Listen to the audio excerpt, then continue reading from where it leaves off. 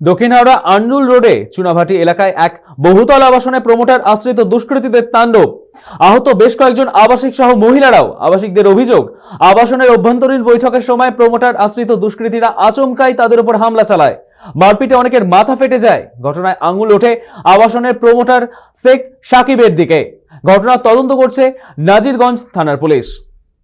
আমাদের সঙ্গে এই মুহূর্তে টেলিফোন লাইনে রয়েছে আমাদের প্রতিনিধি অর্পণ সিংহ। অর্পণ, এই যে প্রমোটার আশ্রিত দুষ্কৃতীদের তাণ্ডব, সাথে প্রমোটারও যুক্ত, ঠিক কি ঘটেছে? দেখো, আজ কিন্তু দুপুরবেলার ঘটনা। এটা দক্ষিণ হাওড়ার আন্দুল রোড এলাকায় একটি ফ্ল্যাট, একটি আবাসন বহুতল, সেই আবাসনেরই ঘটনা। এবং যেটা আবাসিকরা যেটা জানাচ্ছেন যে আবাসনের অভ্যন্তরীণ বৈঠকের সময় প্রমোটার আশ্রিত যারা দুষ্কৃতীরা ছিলেন তারাই কিন্তু তাণ্ডব চালায়। এবং যে কারণটি উঠে আসছে যে কোনো আবর্জনা ফেলাকে কেন্দ্র করে এই ধরনের ঘটনাটি ঘটে। এবং সেই সময় কিন্তু উপস্থিত যারা ছিলেন, অর্থাৎ যাদেরকে দুষ্কৃতী বলা হচ্ছে, তারা কিন্তু এই ঘটনার সঙ্গে জড়িত। এবং সেই সময় ঘটনার চলাকালীন সেই সময় কিন্তু মহিলাদের উপরেও কিন্তু হামলা করা হয়, এমনটাও কিন্তু অভিযোগ করছে ওই আবাসনের আবাসিকরা।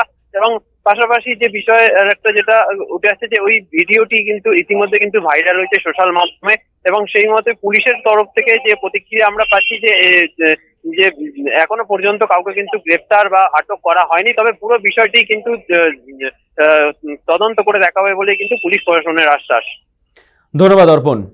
দক্ষিণ হাওড়ার আন্দুল রোডে বহুতল আবাসনে প্রমোটার আশ্রিত দুষ্কৃতীদের তাণ্ডব। আহত বেশ কয়েকজন আবাসিক সহ মহিলারাও। আবাসিকদের অভিযোগ, আবাসনের অভ্যন্তরীণ বৈঠক চলাকালীন আচমকা হামলা চালায় প্রমোটার আশ্রিত দুষ্কৃতীরা।